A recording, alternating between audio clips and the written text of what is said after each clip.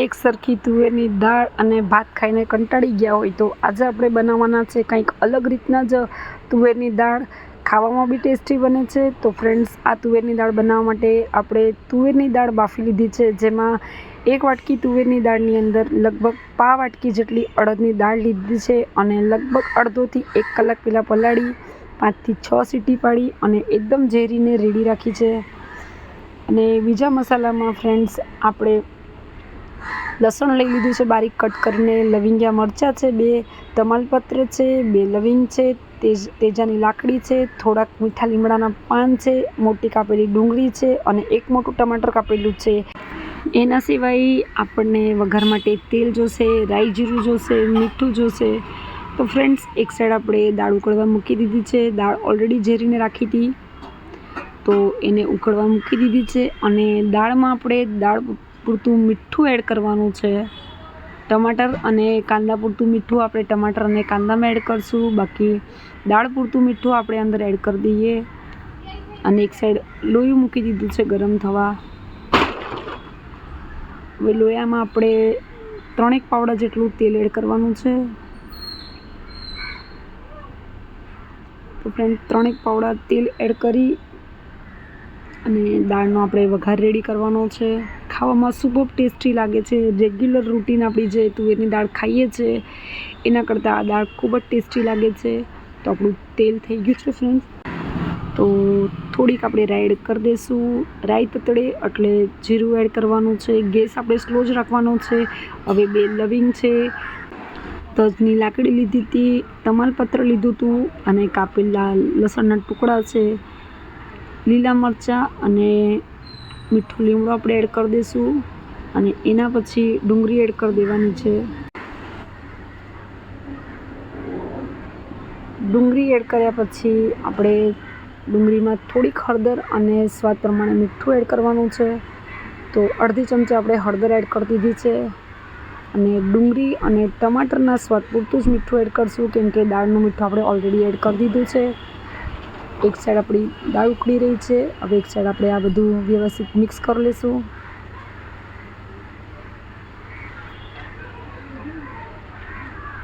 Friends, આને આપણે લગભગ 1 થી 1.5 મિનિટ માટે ઢાંકીને મૂકવું પડશે.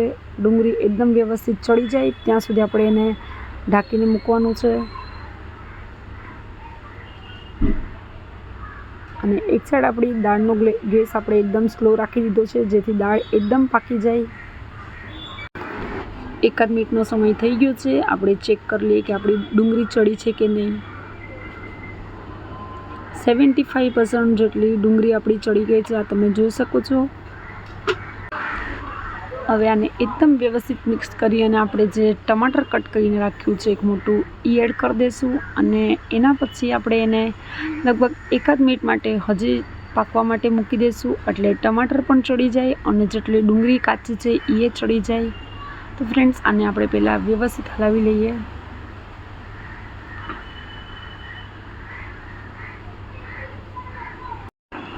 ટમાટર ચડવા માટે આપણે થોડુંક પાણી એડ કરી દઈશું. લગભગ 4 ચમચી જેટલું પાણી એડ કરી અને એકદમ વ્યવસ્થિત મિક્સ કરી અને થોડીક વાર માટે આને ઢાંકીને રાખી દઈશું, જેથી બાફમાં જે ડુંગળી અને ટમાટર આપણે મૂક્યા છે એ વ્યવસ્થિત ચડી જાય.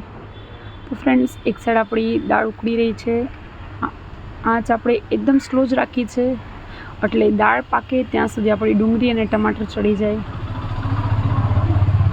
તો ફ્રેન્ડ્સ, હવે ફરીથી આપણે ચેક કરી લઈએ કે ડુંગળી અને ટમાટર એકદમ ગળી ગયા છે કે નહીં.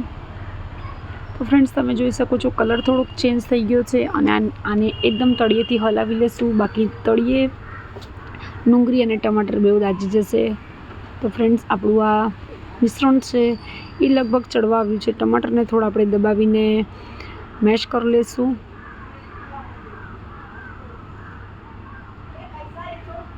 ફ્રેન્ડ્સ, થોડીક વાર સુધી આપણે હજી મૂકી દઈએ એને ઢાંકીને, જેથી થોડા ઘણા જે બાકી છે એ ચડી જાય. અને એક સાઈડ આપણી દાળમાં ઉકાળો આવવા લાગ્યો છે, આ તમે જોઈ શકો છો. દાળ આપણી ઉકળી રહી છે. ગેસ આપણે એકદમ જ સ્લો કરી દીધો છે. એકદમ સ્લો ગેસ પર આપણે દાળ પકાવીએ તો એનો ટેસ્ટ ખૂબ જ સારો આવે છે. તો આ તમે જોઈ શકો છો દાળમાં સારો એવો ઉભરો આવી રહ્યો છે। હવે એક સાઈડ આપણે જે ટમાટર અને ડુંગળી છે એને ચેક કરવાના છે। તો ટમાટર અને ડુંગળી આપણે ચેક કરી લઈએ। તો હવે આ લગભગ બધું જ ચડી ગયું છે, એકદમ ટમાટર એ ગળી ગયા છે અને જે ડુંગળી છે એ એકદમ પાકી ગઈ છે। તો ફ્રેન્ડ્સ સુગંધ તો એકદમ મસ્ત મજાની આવી રહી છે। તો હવે આજે આપણી દાળ ઉકળી છે એને આપણે આની અંદર એડ કરશું। શાક જે અંદર એડ કર્યા છે એ તો પાકી ગયા છે, હવે દાળ આપણે એડ કરી દઈએ।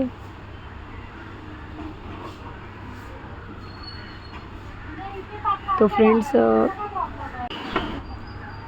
હવે આપણે દાળ એડ કરી દઈશું બધી લોયામાં। આ તમે જોઈ શકો છો કલર વાઇઝ તો એકદમ ટેમ્પટેટિંગ દેખાઈ રહી છે, બાકી ખાવામાં પણ ખૂબ જ ટેસ્ટી બને છે। રેગ્યુલર આપણી તુવેરની દાળ ખાઈને કંટાળો આવતો હોય તો આ થોડીક વેરાયટી બની જાય છે અને બધાને ભાવે એવી આ દાળ બને છે। તો ફ્રેન્ડ્સ આપણી દાળ એકદમ જ ઉકળીને રેડી થઈ ગઈ છે, આ તમે જોઈ શકો છો। અને આને એકદમ ઘટ રાખી છે અને હવે આ સર્વ કરવા માટે એકદમ જ રેડી છે। તો ફ્રેન્ડ્સ આપણો રાઈસ તો એક સાઈડ રેડી થઈ ગયો છે, તો રાઈસની સાથે આ દાળ ગરમા ગરમ સર્વ કરી લઈએ। તો ફ્રેન્ડ્સ આપણે દાળ ઉતારી લીધી છે, આ તમે જોઈ શકો છો થોડીક ઠંડી પડે એટલે એકદમ ઘાટી થઈ જાય છે અને આપણા રાઈસ રેડી છે। એમાં આપણે સર્વ કરવાની છે, તો ઉપરથી પહેલાં કોથમીર સ્પ્રિંકલ કરી લઈએ અને દાળને વ્યવસ્થિત હલાવી લઈએ। તો ફ્રેન્ડ્સ જે જીરા રાઈસ બનાવ્યો છે એમાં આપણે ઉપરથી આ દાળ એડ કરી દઈશું। તો ફ્રેન્ડ્સ નોર્મલ આપણી જે ગુજરાતી દાળ છે એમાં એક મસ્ત મજાની વેરાયટી બની જાય છે। તમારે આમાં સાકર એડ કરવી હોય તો તમે કરી શકો છો। તો ફ્રેન્ડ્સ એક્સ્ટ્રા દાળ આપણે વાટકીમાં સર્વ કરી દીધી છે।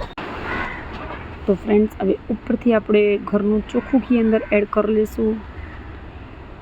ઘીની સાથે આ દાળ ભાત ખાવાની ખૂબ જ મજા આવે છે। તો ફ્રેન્ડ્સ જો મારી રેસિપી પસંદ આવી હોય તો લાઈક કરજો, શેર કરજો, કમેન્ટ કરજો અને ચેનલને હજી સુધી સબસ્ક્રાઈબ ન કરી હોય તો સબસ્ક્રાઈબ કરી સાથે જ બેલ નોટિફિકેશનને દબાવજો, જેથી આવવાવાળી મારી બધી જ રેસિપીની નોટિફિકેશન તમને મળતી રહે। Thank you.